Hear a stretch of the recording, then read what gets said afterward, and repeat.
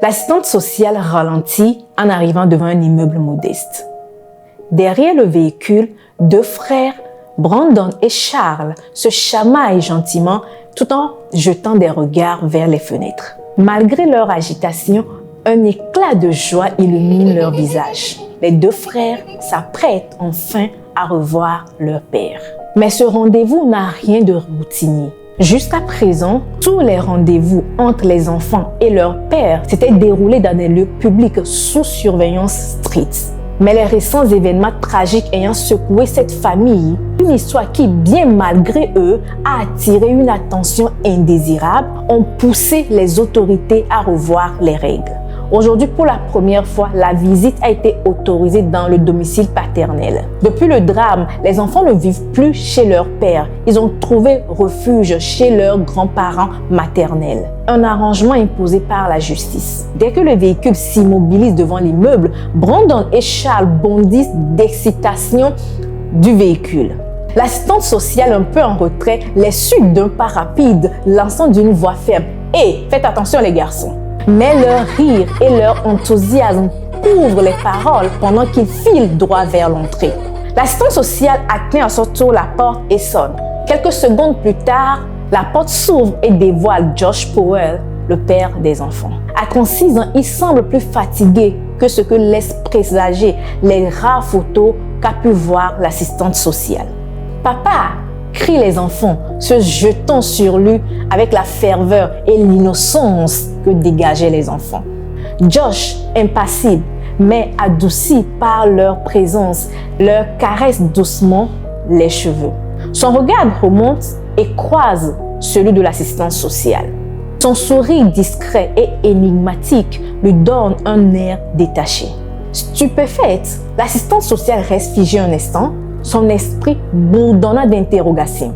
Puis une odeur inhabituelle lui parvient, fort, âcre, de l'essence. Son cœur s'accélère. Mais pourquoi une telle odeur ici? La question tourne en boucle dans sa tête. Un pressentiment glacé s'empare d'elle. Mais brûle-t-il quelque chose? Elle essaie de rationaliser, de trouver une explication. Pourquoi l'odeur de l'essence? Mais une alarme intérieure lui dit que quelque chose ne va pas. Et sans perdre une seconde, consciente du passif de cette famille, elle sort son téléphone et compose le 911. Sa voix est toute tremblante alors qu'elle signale une urgence. Josh Powell n'a pas connu une enfance paisible. Ses parents Steve et Terry ont eu une relation marquée par une dysfonctionnalité chronique, alimentée par des comportements troublants de Steve. Ce dernier, homme instable et manipulateur, ne cachait pas ses obsessions malsaines. Un beau jour, Steve annonça à sa femme sans détour qu'il souhaitait épouser une autre femme. Une idée qu'il défendit avec une logique déconnectée de la réalité. Terry, outré, refusa catégoriquement. Non seulement la polygamie était illégale, mais les circonstances de cette déclaration étaient encore plus choquantes. La femme dont Steve était épris était une femme mariée. Et sans se soucier des conséquences, Steve s'était lancé dans une poursuite obsessionnelle à son égard. Cette situation devient le point de rupture pour Terry qui demanda le divorce. Avant que le divorce ne soit prononcé, une bataille pour la garde des enfants s'éclata. Le tribunal attribua à Steve la garde de leur garçon, dont Josh, tandis que Terry celle de leurs 3 filles. Vivre sous le même toit que Steve était un véritable calvaire, et particulièrement pour Josh. Son père Steve, au tempérament imprévisible et violent, ne cessait de le malmener. Mais la violence physique n'était qu'une partie de l'horreur que subissait Josh. Steve exposait ses enfants à des vidéos pour adultes brisant leur innocence avant l'âge. Ces expériences précoces et traumatisantes façonnaient un environnement toxique qui allait marquer Josh et laisser des cicatrices profondes. Dès son plus jeune âge, Josh manifestait des comportements troublants. laissant entrevoir un tempérament agressif et imprévisible. Un jour, sa mère Terry lui demanda tout simplement de faire la vaisselle. Une tâche banale sans histoire. Mais au lieu de s'exécuter, Josh saisit un couteau et, le regard sombre, regarda sa mère et déclara « Ne me pousse pas à bout, maman ». Terry fut profondément choquée par cette menace. Ces signes avant-coureurs prirent une tournure encore plus inquiétante lorsqu'à 13 ou 14 ans, Josh tenta de mettre fin à ses jours, plongeant sa famille dans une angoisse mêlée d'impuissance. Plus tard, lors de ses années à l'université, Josh sembla trouver un semblant de stabilité. Lors d'une rencontre dans l'église qu'il fréquentait, il fit la rencontre d'une femme, Catherine Everett. Et rapidement, leur relation prit un tournant sérieux. Ils aménageaient peu de temps après, portés par l'euphorie des premiers émois amoureux. Pour eux, c'était une période enchantée. Les papillons dans le ventre, l'enthousiasme des nouvelles découvertes et le désir presque insatiable de partager chaque instant marquaient leur quotidien. C'était la première fois que chacun d'eux goûtait à l'amour, une expérience qui les lia profondément dans les premiers temps. Tout semblait idyllique, comme si une lumière s'était immiscée dans la vie de Josh. Cependant, le conte de fées entre Josh et Catherine ne dura pas. Rapidement, Josh révéla des tendances contrôlantes qui étouffaient leur relation. Josh imposait des règles strictes à Catherine, limitant ses choix et sa liberté. Par exemple, Catherine n'avait pas le droit de rendre visite à sa propre famille sans la présence de Josh. Josh insistait pour être toujours là sous prétexte de vouloir superviser. Et ses comportements suffocants finirent par épuiser Catherine qui mit fin à leur relation. Quelque temps après cette rupture, lors d'un dîner organisé par l'église, Josh fit la rencontre de Susan, une jeune femme de 19 ans. Susan était tout ce que Josh n'était pas. Elle était extravertie, optimiste et profondément gentille. Leur relation prit une tournure sérieuse très rapidement et en quelques mois, les deux se marièrent. Cependant, la famille de Susan n'était pas vraiment enchantée par cette union. La famille trouvait Josh arrogant, égocentrique et mal adapté pour leur fille. Malgré les réserves de la famille, leurs premières années de mariage étaient relativement stables. Josh, armé d'un diplôme en commerce, essayait divers métiers. Immobilier, designer, mais il peinait à conserver un emploi stable, sautant d'un poste à l'autre. Et pour alléger leurs dépenses, le couple décida d'aménager chez Steve, le père de Josh. Ce fut une décision lourde de conséquences. Steve, connu pour ses comportements malsains et ses obsessions pour les femmes, rendit la vie de Susan extrêmement inconfortable. Susan se sentit épiée, envahie et très rapidement mal à l'aise dans cette maison. De son côté, Josh, influencé par son père, devenait de plus en plus désagréable. Il blâmait Susan pour tout ce qui n'allait pas et ceci amplifiait les tensions dans leur couple. Susan finit par attribuer le comportement de Josh à la présence toxique de Steve. Et dans un effort pour sauver leur mariage, Susan insista qu'il déménage et qu'il recommence ailleurs. Ils quittèrent donc la maison de Steve et Susan trouvant un job pour aider à subvenir aux besoins du foyer. Leur premier fils, Charles, vint au monde et la naissance de leur fils apporta un nouveau souffle d'espoir dans leur couple. Et 2 ans plus tard, le 2 janvier 2007, ils accueillirent leur deuxième fils, Brandon. Après leur déménagement, Susan se mit rapidement à reconstruire sa vie sociale. Elle se fit de nouveaux amis, dont Kirsten, rencontrés à l'église. Leur amitié devint un soutien véritable pour Susan, qui trouvant en Kirsten une oreille attentive. Au fil de leur conversation, Susan se confiait de plus en plus à Kirsten au sujet de sa vie et de son mariage. Elle lui partageait des détails qui révélaient à quel point sa vie avec Josh était pesante. Par exemple, elle lui expliqua qu'elle ne pouvait pas utiliser leur minivan familiale sans obtenir une permission explicite de Josh. Les tensions autour de l'argent étaient constantes, alimentées par l'incapacité de Josh à maintenir un travail stable et sa tendance à blâmer Susan pour les problèmes économiques du foyer. Malgré tout, Susan essayait de maintenir une façade pour ses enfants et son entourage. Josh avait des exigences démesurées et absurdes pour les courses du ménage. Il demandait à Susan de dénicher les prix les plus bas, souvent irréalistes, et l'obligeait à tenir un cahier détaillé de chaque achat, consignant méticuleusement le nom de chaque produit et leur coût exact. Ce contrôle extrême ne s'arrêtait pas là. Son comportement dictatorial s'étendait même à l'alimentation de leurs enfants. Josh imposait des règles terrifiantes, limitant les repas des enfants à un repas par jour. Et son raisonnement était « mais pourquoi devais-je les nourrir encore? Ils vont juste le chier après ». Une remarque aussi grotesque qu'horrifiante qui pourrait prêter presque à rire si elle ne révélait pas la réalité profondément dramatique. Face à la tyrannie de Josh, Susan se trouvait régulièrement à demander de l'aide à ses amis. Elle les appelait désespérés en disant « Est-ce que je peux prêter de la nourriture s'il vous plaît? Mes 2 fils pleurent parce qu'ils ont tellement faim. » Pour Susan, chaque jour devenait une bataille pour protéger ses enfants et préserver un semblant de normalité. Alors qu'elle s'effaçait peu à peu sous les exigences et les abus de Josh.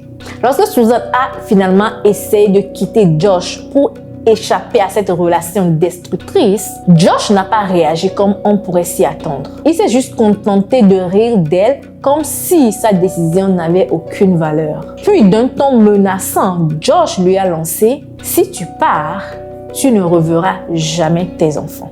Il savait exactement où frapper pour la rendre vulnérable en utilisant les enfants comme monnaie d'échange. Le matin du 7 décembre 2009, l'absence de Susan fut remarquée à la garderie. Pour ceux qui la connaissaient, elle était une mère ponctuelle et attentive aux besoins de ses enfants. C'était un comportement totalement inhabituel pour elle de manquer de déposer ses enfants à la garderie. Un rituel qu'elle respectait chaque jour sans exception.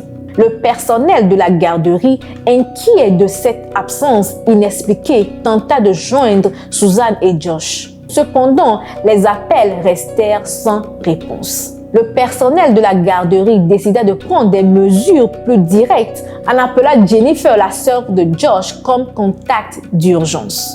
Jennifer, inquiète et perplexe, décida de se rendre chez les Powell pour vérifier ce qui se passait réellement. Lorsqu'elle frappa à la porte, espérant une réponse, il n'y a eu qu'un silence.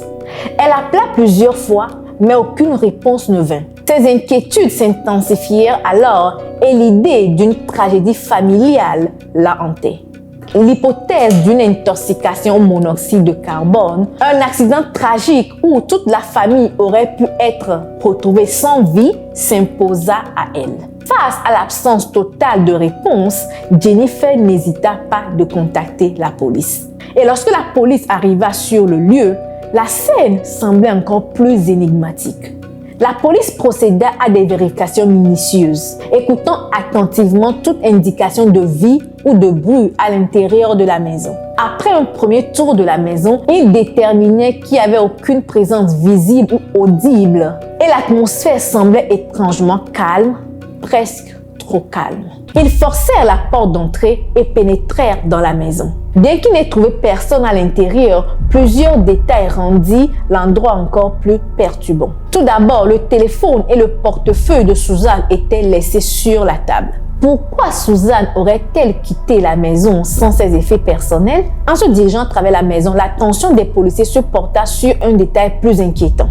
2 grands ventilateurs pointaient précisément sur des zones du tapis qui semblaient avoir été récemment mouillées. La police contacta tous ceux qui pouvaient avoir des informations, la famille respective de Josh et Susan, tout comme leurs amis, mais les appels restèrent sans réponse. Josh revient à la maison vers 5h ou 6h et il expliqua à la police qu'il s'était rendu à un camping avec ses enfants, Charles et Brandon. Cependant, ce qui soulevait de nombreuses interrogations, c'est le moment choisi pour ce voyage, en pleine nuit, lorsqu'un blizzard faisait rage. Amener ses enfants dans un camping au milieu des conditions météorologiques dangereuses semblait absurde et illogique. Selon Josh, ses enfants voulaient des guimauves. La police perplexe lui demanda mais pourquoi est-ce qu'il n'a pas informé son travail qu'il ne viendrait pas travailler ce jour-là. Il prétend avoir cru que c'était un samedi soir et ne pas réaliser qu'il devait travailler. Le plus troublant, c'était son attitude indifférente envers la disparition de Suzanne. Il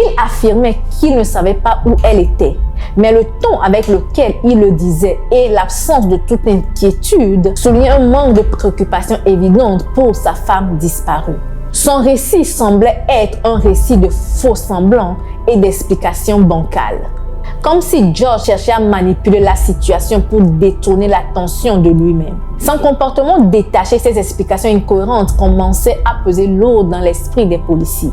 Le 10 décembre, la police se rendit au camping de Simpson Springs pour vérifier les affirmations de Josh. Pourtant, ils ne trouvaient aucune preuve d'un feu de camp, un détail sur lequel Josh avait été particulièrement précis. Il avait déclaré « J'ai conduit 2 heures pour faire des guimauves et pendant que je les faisais, j'avais réalisé que j'avais oublié le chocolat. » L'idée qu'il avait effectué ce voyage de 2 heures, apparemment en plein blizzard, mais en oubliant un ingrédient clé, semblait déjà étrange. Et malgré son récit, aucune trace de feu de camp récent n'a été retrouvée sur la place. Lorsque la police a continué à interroger George, il est resté sur ses réponses, répétant la même histoire absurde, même face aux incohérences évidentes. Après 2 entretiens formels où il n'a pas montré s'inquiéter de la direction que prenaient les investigations, la police a décidé de le convoquer à un 3e entretien. Cependant, cette fois, Josh a choisi de faire appel à un avocat. Josh a été désigné comme personne d'intérêt, mais n'a pas été officiellement comme un suspect faute de preuves concrètes. Rien n'indiquait qu'un crime avait été commis ni ce qui avait pu arriver à Suzanne. En janvier 2010, à peine 1 mois après la disparition de sa femme, Josh prit la décision d'aménager avec son père. La police a continué son enquête en considérant Josh comme un suspect clé. Ils ont obtenu un mandat pour fouiller la maison de Powell et leur mini-fourgonnette. Pendant ce temps, l'affaire prend une tournure médiatique considérable et Josh accorde plusieurs interviews pour défendre sa version des faits. Il affirme son innocence et déclare que Suzanne est partie de son plein gré. Selon lui, elle était mentalement instable et cette fragilité aurait motivé son départ. Dans une interview, il va jusqu'à accuser les parents de Suzanne, les rendant responsables de sa disparition. Il s'attendait toujours qu'elle soit parfaite et la pression qu'ils exerçaient sur elle était trop forte. Elle est partie et ne reviendra pas tant qu'ils resteront comme cela. Josh tente également de se présenter sous un jour favorable, affirmant « Les gens qui me connaissent savent que je suis un bon père. Je travaille dur pour ma famille et je mets mes enfants en premier. J'étais un bon mari, je prenais soin de ma famille. » Lors de l'une des interviews, Josh a été interrogé sur le fait qu'il portait toujours son alliance. Quand on lui a demandé pourquoi il a amené ses fils camper dans un froid glacial, il a simplement répondu « Eh bien, on sort et on fait des choses amusantes. » Face à la remarque sur l'heure tardive et le fait que ses fils auraient pu s'endormir, Josh ajoute « Les gens qui me connaissent savent que j'ai du mal à me souvenir des horaires. J'ai tendance à être spontané, je fais les choses sur un coup de tête. » Josh et son père, Steven, ont créé un blog sur lequel ils ont rendu public le journal intime de Suzanne, affirmant qu'il contenait des indices sur les raisons possibles de sa disparition. Ces récits révélaient des détails sur la vie de Suzanne en grandissant, peignant un tableau difficile de son enfance. Selon leur interprétation, Suzanne aurait été émotionnellement maltraitée. La mère de Suzanne était décrite dans le journal intime de Suzanne comme ayant une personnalité colérique et son père comme manipulateur. Josh a déclaré que Suzanne pouvait être toujours en vie et a suggéré qu'elle l'avait quitté, lui et leurs 2 fils, pour un autre homme.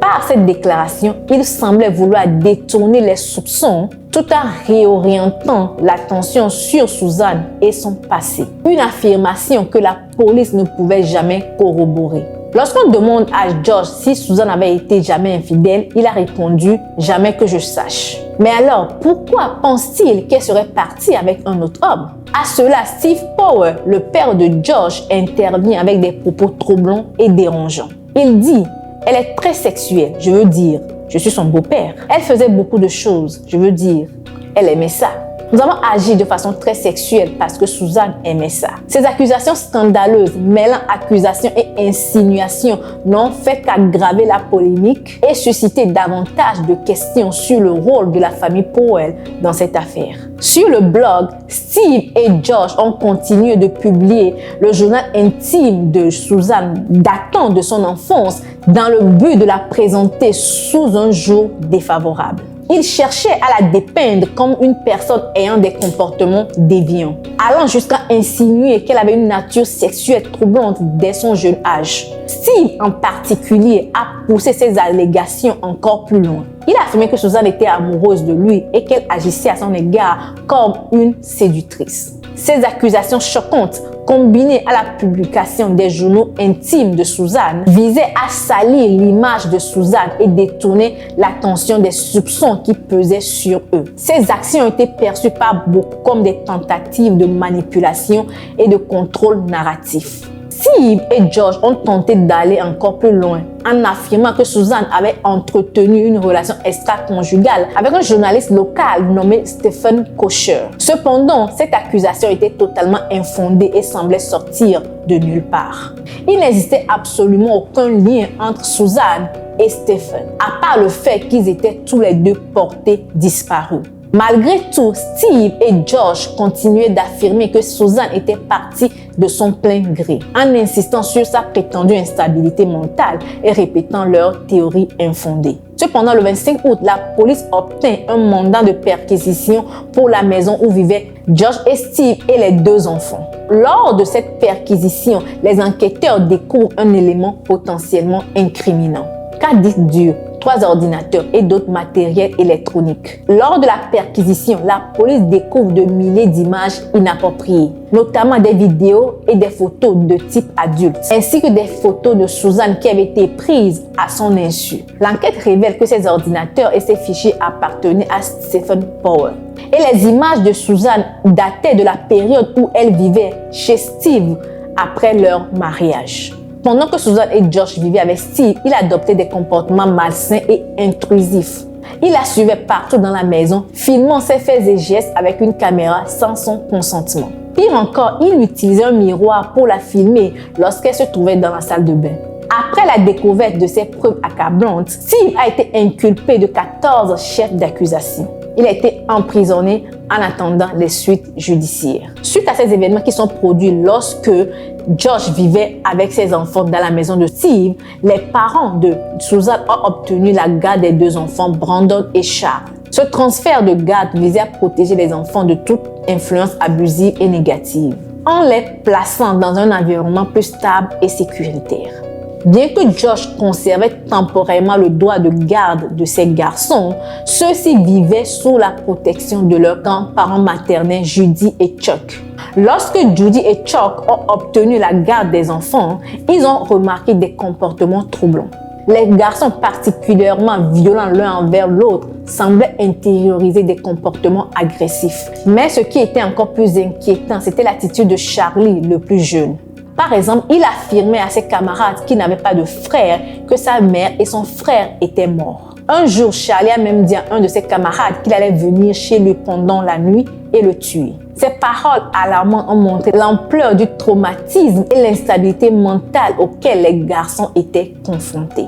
Un jour, Charlie a dessiné un tableau. Le dessin montrait leur famille avec leur fourgonnette familiale. Il a dit à son grand-père, c'est papa, c'est moi, c'est Brandon, suivi de maman dans le coffre. Malgré cela, Josh n'a pas été considéré comme suspect dans l'affaire, même après les révélations inquiétantes de Charlie. Josh faisait des efforts pour récupérer la garde de ses enfants, sachant qu'il devait passer un processus judiciaire et subir des évaluations parentales psychologiques. Il avait suivi toutes les procédures imposées par les autorités dans l'espoir de regagner leur garde. Le 1er janvier 2012, Josh est donc allé au tribunal tentant de récupérer la garde de ses enfants. Ce jour-là, il cherche à convaincre le juge qu'il est apte à pouvoir s'occuper de ses enfants, malgré les préoccupations et indices inquiétants qui s'étaient accumulés au fil des années. Lors du procès, il avait été révélé que des films pour adultes impliquant des enfants avaient été retrouvés sur l'ordinateur de Josh. Un détail qui a exacerbé les inquiétudes concernant sa capacité de pouvoir éduquer ses enfants en toute sécurité. En conséquence, le tribunal a décidé que Brandon et Charlie devaient rester sous la garde de leurs grands-parents maternels. Cependant, Josh a continué à voir ses enfants sous surveillance. Chuck, le père de Susan, détestait ouvertement Josh. Il croyait fortement que Josh était responsable de la disparition de sa fille Susan. Les tensions entre les deux étaient palpables et Chuck était persuadé que Josh cachait la vérité et Chuck se battait pour protéger ses petits-enfants. Pour faciliter la relation entre Josh et ses beaux-parents, une assistante sociale a été désignée pour superviser les visites. Elle amenait Brandon et Charlie de chez leurs grands-parents à Josh. L'assistante sociale Elizabeth Hall est devenue très proche de Brandon et Charlie au fil du temps. Sa relation avec les garçons était importante car elle leur apportait un soutien émotionnel. Le 5 février, avant la visite de ses enfants, Josh a effectué des actions très inquiétantes. Il a retiré $7 000 de son compte bancaire. Après cela, il s'est rendu à une station-service où il a acheté une quantité importante de carburant. Puis, il est allé donner tous les jouets de ses enfants à la friperie. Josh a aussi envoyé des emails à son avocat et à sa famille, dans lequel il disait essentiellement au revoir et présentait ses excuses. Il a aussi laissé un message vocal à sa famille dans lequel il exprimait ses profonds regrets. Il dit « Je ne peux pas vivre sans mes enfants. Je suis vraiment désolé pour tous ceux que j'ai blessés. À bientôt. » Ce 5 février, Elizabeth, l'assistante sociale, gare son véhicule devant la maison de Josh. Les deux garçons, très excités de revoir leur père, sautent du véhicule et courent vers la maison. Elizabeth les suit de près, mais en arrivant devant la porte, quelque chose de très étrange se produit. Josh leur ouvre la porte, mais dès que les garçons entrent, il se tourne vers Elizabeth. Il lui adresse un sourire qui la trouble. Un sourire à la fois bizarre et inquiétant, presque comme un sourire menaçant. Et sans prévenir, il claque brusquement la porte au nez d'Elizabeth et la verrouille. Choquée, elle frappe violemment la porte, l'appelant en haute voix. « Hé, mais vous ne pouvez pas faire ça, laissez-moi entrer dans la maison !» Elle comprend que la situation a pris une tournure dangereuse. Mais malgré ses cris, aucune réponse ne vient. Elizabeth sentit une odeur de gaz, ce qui la poussa immédiatement à appeler le 911. Cependant, l'appel ne se déroula pas comme prévu. L'opérateur semble sous-estimer la gravité de la situation. Plutôt que de se concentrer sur l'urgence de l'appel, il insiste de manière étrange sur des détails administratifs. Elizabeth lui explique qu'elle est assistante sociale et qu'elle supervise la visite de deux enfants chez leur père. L'opérateur, apparemment confus, lui demande « Donc, qui supervise qui ?» Elizabeth répond « Je suis assistante sociale. Je supervise la visite de Brandon et de Charlie chez leur père Josh. » L'opérateur insiste « Mais vous n'êtes pas autorisé à vous surveiller vous-même. » L'opérateur se focalise sur cette question pendant un temps interminable, la forçant à répéter son rôle. Elizabeth dit « Non, je suis la superviseure. Je supervise les deux garçons qui visitent leur père. » Malgré les explications claires d'Elizabeth, l'opérateur insiste et continue à répéter la même question, ignorant complètement la situation réelle. Finalement, après ce délai frustrant, l'opérateur répond « D'accord, nous allons envoyer quelqu'un là-bas. » Elizabeth, paniquée, demande « Mais combien de temps cela prendra ?» L'opérateur, sans vraiment évaluer l'urgence de la situation, lui répond avec détachement « Ils viendront quand ils viendront. » Il dit qu'ils doivent s'occuper des urgences vitales en premier. Elizabeth insista « mais c'est potentiellement une urgence vitale. Ça sent du gaz. » Mais encore une fois, elle se heurte à l'incompréhension et la lenteur de l'opérateur. Elizabeth, voyant que l'opérateur ne prend pas la situation au sérieux, tente de décrire en détail la scène. Elle essaie de donner l'adresse, mais elle est confuse, cherchant à localiser exactement où elle se trouve. Elle continue, clairement choquée par ce qui vient de se passer. Son ton trahit son angoisse croissante, mais l'opérateur semble être déconnecté de la situation urgente. Hey, I'm on a supervised visitation for a court-ordered visit, and something really weird has happened. The kids went into the house, and the parent, the biological parent, whose name is Josh Powell, will not let me in the door. What should I do? What's the address? It's 8119, and I think it's 89. I don't know what the address is. Okay, that's pretty important for me to know. Sorry, I can't. Just a minute. Let me get in my car and see if I can find it. Nothing like this has ever happened before at these visitations, so I'm really shocked. And I could hear one of the kids crying, but he still wouldn't let me in. Okay, it is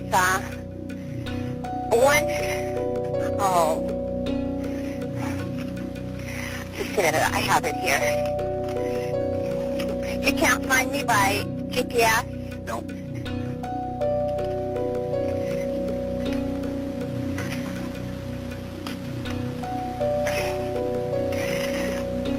Okay, it is, I still can't find it.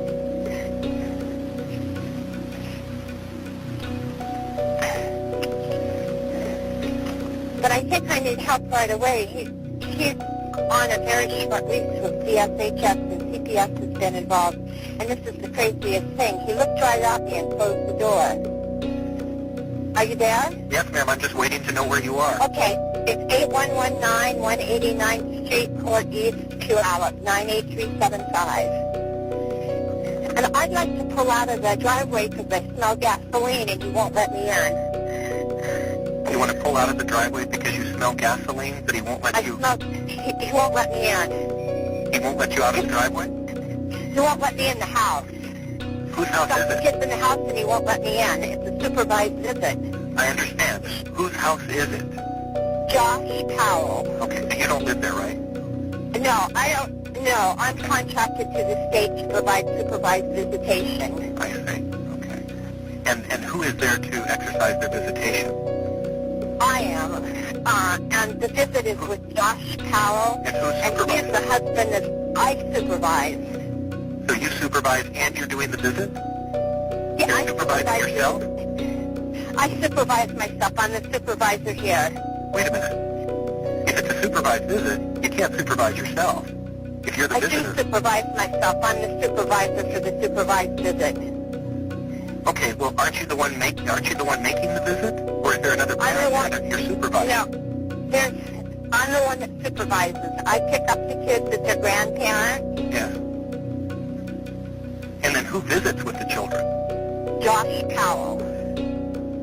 Okay, so you're supposed to be there to supervise Josh Powell's visit with the children. Yes, that's correct. Au moment où Elisabeth raccroche, le silence qui suit est lourd et la situation prend une tournure tragique. À l'instant même où elle raccroche avec l'opérateur, la maison des Powell explose. Une force dévastatrice, un souffle de flammes et de débris, l'impact de l'explosion est instantané et brutal. La maison des Powell, autrefois un théâtre d'un contrôle implacable et d'un secret dévorant, disparaît dans un nuage de feu et de fumée. Les secours arrivent trop tard. La tragédie se joue dans l'indifférence et l'inefficacité de l'appel. L'explosion a créé un chaos indescriptible. Le bruit a résonné dans tout le quartier, suivi d'une fumée noire qui s'est étendue dans le ciel. Les voisins choqués ont couru vers leurs fenêtres, horrifiés de voir les débris de la maison de Josh voler dans les airs. Les secours sont arrivés trop tard. Le feu était incontrôlable, alimenté par l'essence que Josh avait délibérément versée dans la maison. Les flammes engloutissaient les restes de la maison d'une vitesse fulgurante. Quand les pompiers ont enfin maîtrisé l'incendie, la scène qui les attendait était catastrophique. Rien ne pouvait être fait. Josh, Brandon et Charlie étaient morts dans l'explosion.